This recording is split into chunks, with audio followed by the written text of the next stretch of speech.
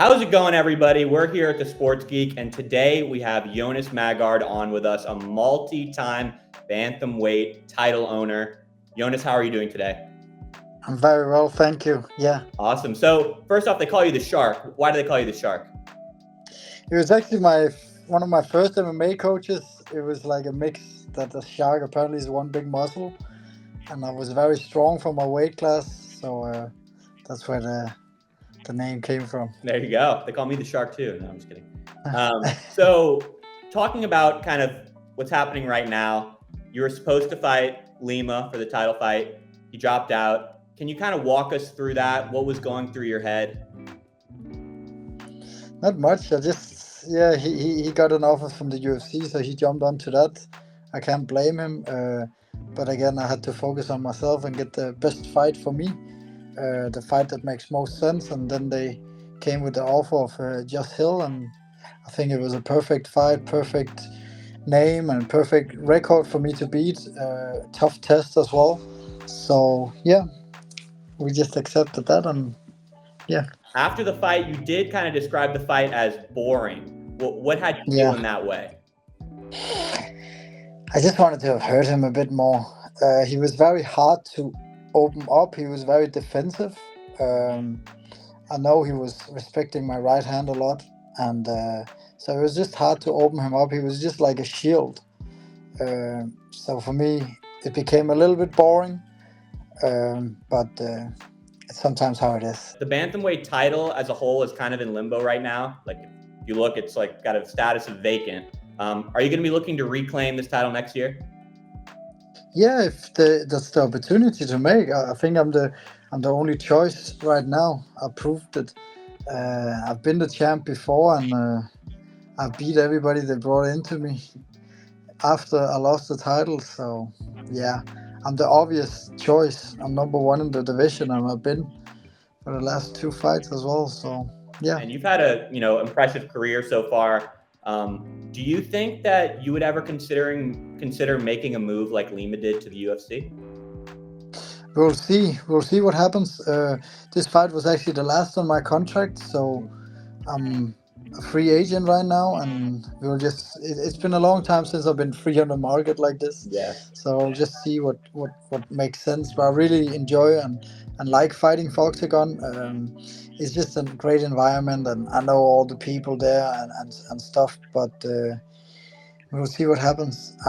Sometimes, yeah. I just went in with this fight as well. There was a bit of more pressure on me because it was the last fight on my contract. So we'll see what happens now. So you say you like the environment. Is it the crowds that are lively that you like, or what component of the environment really? It's just the all-around environment. The people working there, the staff, everybody is just so nice, and I've been with them for like almost 4 years now, I think. So I know the people working there, and it's just like one big family. And beside that, the fans are amazing. Like I truly believe the Czech and Slovakia fans, the OKTAGON fans in general, are just the best MMA fans you can get. So yeah, I really enjoy. It's a nice working environment, I would say. Definitely, yeah. I've been to a few events, definitely in like Europe and outside of the U.S., and I can say that everyone else's fans are much better than the U.S. Like they got better chants, they're much more lively. So I can definitely understand how that. The Czech fans are amazing. It's crazy. Yeah, it's very crazy. Awesome. So I would definitely say that the Josh Hill fight probably wasn't your most memorable fight, I guess. But looking back, what would you say was? I don't know. I think it's not to take too much off the Just Hill fight because he's a veteran. He's a very tough opponent to get, and I felt like I still got in there and showcased some new weapons and showed some new skills that I've not used before. So for me, it was still a very good fight. I think for every fight there's something to take.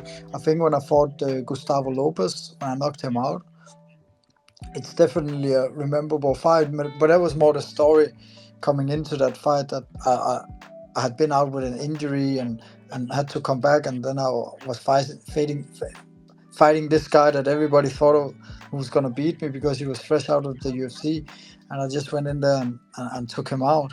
But I think like you can take something from all the fights. Like every fight is different, but there's always something to take back, like positive. I would say Jess Hill is also a good fight because he was so experienced. He was like 22-6, so he's the biggest record I've ever like taken. He's a very good record, and for that, it's a lot of mental preparation going into a fight like that too. Um, but yeah, I think there's something to find in all of my fights. Yeah. It's just about finding the motivation. Early in your career, you lost, 3 out of your first few fights. And Exactly. I know you said it put you in kind of a dark place. What was that like? And how did you overcome this difficult start? It was just shit. It was just shit. But I just took it as a test, to be fair, because I'm just so stubborn that I knew. Actually, it motivated me more that I wanted to show that it's not gonna define me that I lost 3 times. I'm just gonna show everybody how good, and I'm still carrying that with me. So a lot of times people look at my record and they say, "Oh, he's now I'm 17-6," but the way I'm looking at my record is maybe I'm like 17-3, to be fair, because I don't really count those first 3 losses because I was not ready, and I didn't get built up like a lot of these other fighters. So a lot of people they maybe they misjudge me because of that record. The thing it gave me losing all these fights was just a bigger drive and more fire, I think. I think that, overcoming adversity like this, and there's definitely different ways you can handle it. Obviously, there was adversity with Lima dropping out, and it can be frustrating when, like, I guess, contracts and deals like such this impact your goals. Yeah. How do you just I'm just going to press on, I'm just going to, learn from it and keep going? Or is there anything else that goes through your mind to help you deal with these situations? I think I've been in the game for a long time now. I've seen a lot of things, and I think the most important thing is just to just focus on yourself. You cannot control anything else. Like I always say, like relax, nothing is in control, and that's really how it is. Like the only thing you can control is how ready and how prepared you are, and the rest you cannot control. You don't know what the opponent is gonna come in with. We have a vision of maybe what he's gonna come in with, or believe of what he's gonna thinks he's good at, but in the end of the day you just need to be switched on and focused on yourself, and that's what happens. People get like injured or they pull out, or whatever, and I think it should not define you who you're fighting, but it should define you who you are when you're fighting, when whoever it is, because you're your own fighter and you need to be prepared for everybody, and it's fighting. It's not chess, or it's about what I'm gonna bring to the fight and not what they're bringing. So I think that's the biggest part of it. Your home base is in Holland now, right? Yeah. Okay. And I know you're affiliated with Manchester's top team. What keeps you training so far from home? It's just I've been going there for like almost 10 years now, and I like getting out of my comfort zone. I like testing myself, and like, because when I get there, it's a new schedule. It's not the schedule I'm used to. It's new techniques, and it just keeps me hungry in a way. If I was just training in the same gym every day and like fighting, like sparring with the same guys and stuff, it just becomes like normal. But when you take yourself out of your comfort zone and go to like Manchester or wherever you go, it just gives you that drive, and of course they're very very good and very like technical. It's a different technical training we're doing there, and different techniques, and different like way to train. So I'm learning a lot as well when I'm over there, but definitely the thing about getting out of my comfort zone, and not sleeping in my own bed, and just especially in the winter, it's horrible in Manchester because there's no heat. Yeah. It's so cold. But I feel like it builds character. It's just like it gets you ready to fight. It makes you a little bit bitter, and yeah, that's what fighting is. Yeah. It gives you hunger. That's great for a fighter, for sure. Do you train at all in Holland? Yeah. I train here in Holland. That's my daily training I have here. How do you And how, then how How do you balance the training between Holland and Manchester? So I will go for some weeks to Manchester and get some training in there and get some new technique. It's very extreme when I'm there because it's very like I'm doing all the sessions and stuff, and I'm learning a lot of new things. And then I will take some of those things with me and drill it and train it myself here in Holland. Not myself, I have a team, but let's say I have some things I'm working on, and I will implement that in my game with people that I'm used to training with. You would say that like when you're fighting a certain person, do you have a good idea of how you want to take them down? Like, this is what I want to be my winning move, or no? Yeah. And as I have a very great coach here in Holland too, he's a bit of a nerd, and he's breaking the opponent's game down to the details. And then it's just up to me to implement my weapons and what I think is going to work on these guys as well. But yeah, some people are good at striking, some people are good at like wrestling. There's always something they're better at, but I think I'm very good at like mixing the game up and use, so it becomes my fight. So they're in the cage with me. I'm not in the cage with them. How has fatherhood impacted your career? Has it made any significant impact in your opinion? It's made me maybe be a bit more focused and serious about it, because it's not just about me. Back in the days, I didn't really care. Like I could like go to Manchester. I could like I almost sleep outside in a sleeping bag, But having a son and I have to provide for him and showing a good example is very important for me. And it also makes me relax a little bit and give me something else to think of, like outside of training. So just seeing it, it's just like you can relive your childhood a little bit, and I actually enjoy that. I get to watch all these Disney movies and stuff with him. So yeah, I think it's created a good balance in my life. So, you can from time to time keep things a little heated before fights. Has this been always part of your persona, the trash talking element? Not really, but I feel like it comes very natural to me. And I don't really trash talk. That's the thing people needs to understand. Okay. I never like say stupid shit. Mostly things I say is things I see. And I just tell people how I look at the opponent and what I see from them. And 99% of the time it's right.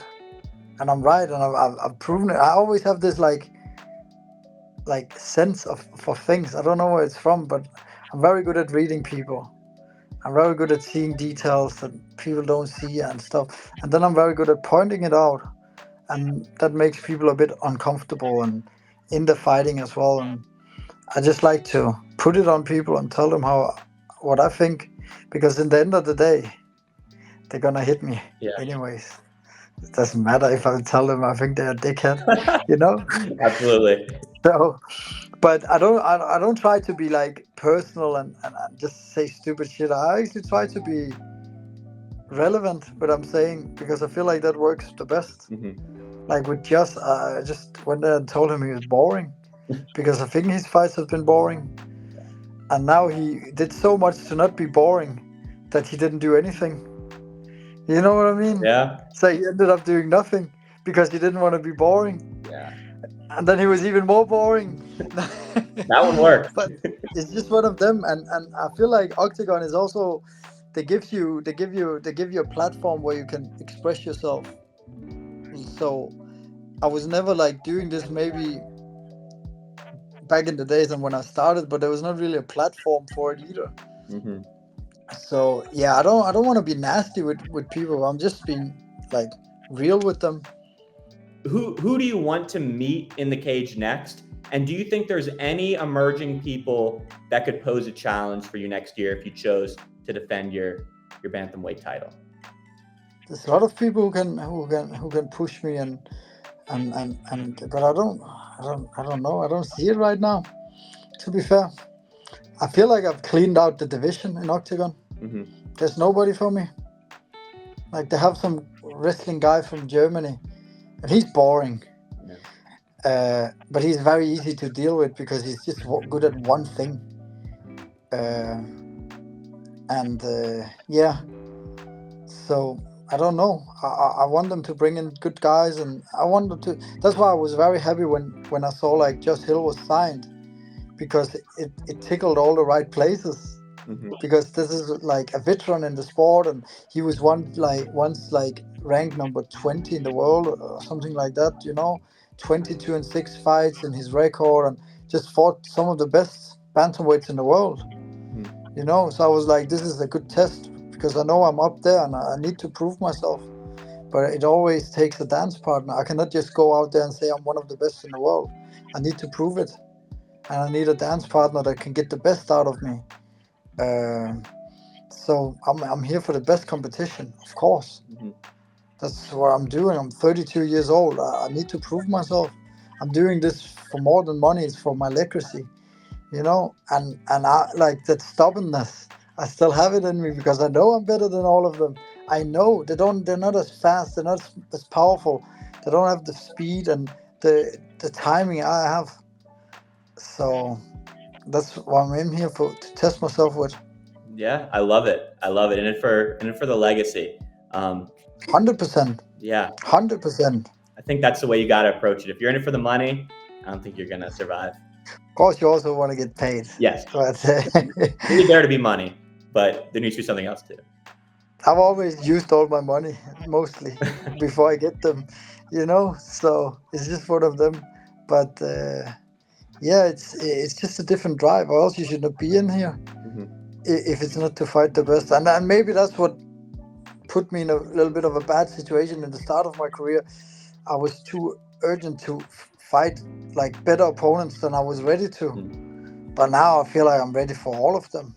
Like, with the team I have with me now and the work ethic I have, I don't see anybody like, I'll give everybody problems. 100%. Now, kind of going out to MMA more generally, how do you think that the landscape of MMA has changed since you started? I don't think OKTAGON was a thing when you first started your career. No. So, like, how has it evolved from your beginning, in your perspective? Big time. Big time. So much more shows, bigger platforms, better fighters. Like, it's just mega. I see these guys coming up now. People I train with, and they can actually live from it. It's amazing to see, because when I started, there was no money in it. Now there's more money, there's bigger shows, the biggest platform. But I also feel like people are more skillful now, because now there's knowledge everywhere. I can see what this guy is training, and I have like the sources to his information as well. Everybody is not like back in the days when I started. You have to think about, if you want to be good at something, you would go to a seminar, and then you would learn from some fucking Brazilian guy who came with a black belt, and it was like, whoa, it was crazy. Now you can just go on YouTube and you can learn from the best. Yeah, I mean, and it just takes a very good coach to just do that. And you don't have to have been in the game yourself. You just need a guy who's very good at breaking down techniques and teaching techniques. Where back when I started, it was all about mouth to mouth, like, oh, where have you seen this? And it was all about people going to different seminars and stuff like that, and writing down and stuff. But now, bigger shows, better fighters. It's just going the right way. It's amazing to see. I'm a bit annoyed about it sometimes, because I'm like, damn, I wish that I would have started now. Yeah. But it's just one of them. Yeah, I mean, we see that a lot, like in the U.S. It's in every sport. College athletes are now getting paid, and everybody from 10 years ago is like, oh, I missed out on millions. It's like, I guess, right place, wrong time a little bit, but you're still here. That's how sport is. Yeah. It's always been that. Everything is like that. For sure. And it's just how it is. Do you have any advice for these younger fighters that may be starting now? The only advice I can give is like, keep going. If it's something you really like, it, and just push for it. It's not going to be fun. It's all about discipline. It's never about motivation.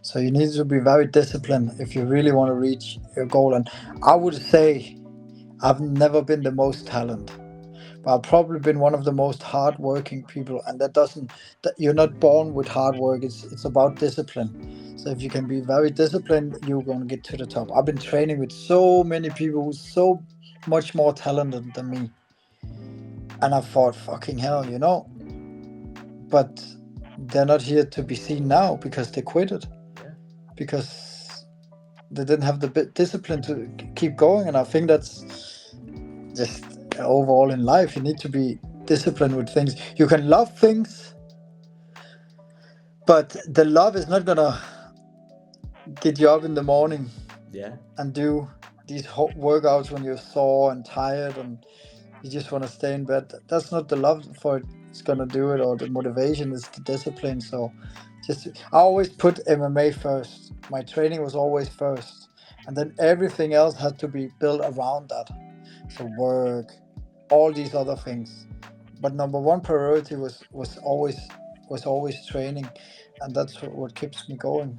So just two more. These are quick segments here, just kind of more rapid fire stuff to close it off here. So just kind of one word answers, top of your mind. First, who is your all-time MMA fighter, favorite MMA fighter, if you have one? I would say Jose Aldo. Okay. Probably, yeah. Awesome. What's the most memorable fight that you've watched? I think Eddie Alvarez versus Michael Chandler, the first one. Mm-hmm. I watched that so many times. Yeah, that's a good one. I remember that one. I watched it so many times. What's your favorite meal after a big fight? Pizza. What's your favorite city to fight in? My favorite city to fight in is Prague. Do you have a favorite sport to either watch or play that you're interested in other than MMA? No, not really. MMA's life. Yeah, I don't even watch MMA that much either. Yeah. But, yeah. Favorite way to get hyped before a fight? Listen to music, do anything like that? Probably music. Gets me into the mood. For sure. Is there any way that you like to relax, unwind after a fight? Good beer. I'll drink a beer and just relax. Any particular when beer? I'm cutting weight, Any particular beer? No. When I'm cutting weight, I'm always thinking about that ice cold beer, where you can just take a big sip and there's still something left. So that's nice after a fight to get that. Nice. Do you have a favorite trash talk line that you've said? One that you're like, oh, that was great. There was one actually. I was fighting this Czech kickboxer. We was fighting a boxing match, and he was a bit younger than me and stuff, And then I said to him, he said something about that I was old and stuff. And then I said to him, I asked him, but do you still live at home? Because he wanted to be like a bit of a gangster. His name was like Bad Boy and stuff. So I said, but you still live at home? And I didn't know he was still living at home. But I just bullshitted.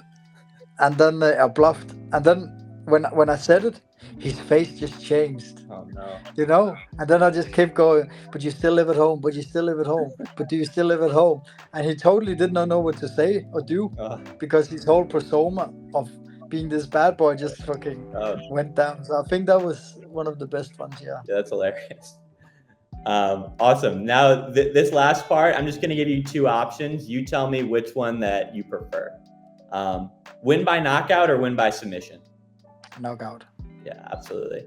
Training in the UK or the Netherlands? Ooh. The Netherlands. Okay. That's where my family is, yeah. I think you got to go with that one. But I know you have a special place in your heart for UK. Of course. A long training camp or a short notice fight? They both have something, actually. Yeah. But I like a long fight camp. Nice. Guillotine choke or rear naked choke? It must be the guillotine choke. I don't know. I don't think I've ever had a rear naked choke with anybody. No. Morning training or evening training? Morning training. Okay, same. Cage or open mat? Cage. And then lastly, trash talk or silence? Trash talk. think we knew that one for sure. Is there anything else that you want to say, or anything you're excited about, or? No, I'm just excited to see what the future holds, and yeah, I'm still a bit injured from the fight, but honestly, I'm already now can't think about like just want to fight again soon, ASAP. So we'll see what happens. I don't hope I'm gonna sit out for too long. So yeah. Yeah, awesome. Well, I'll definitely make sure to be watching. Thanks everyone for listening. This has been the Sports Geek with Jonas Magard here, an absolute legend, and he will continue to do great things. Thank you so much, Jonas, for coming on. Thanks for having me on. Awesome.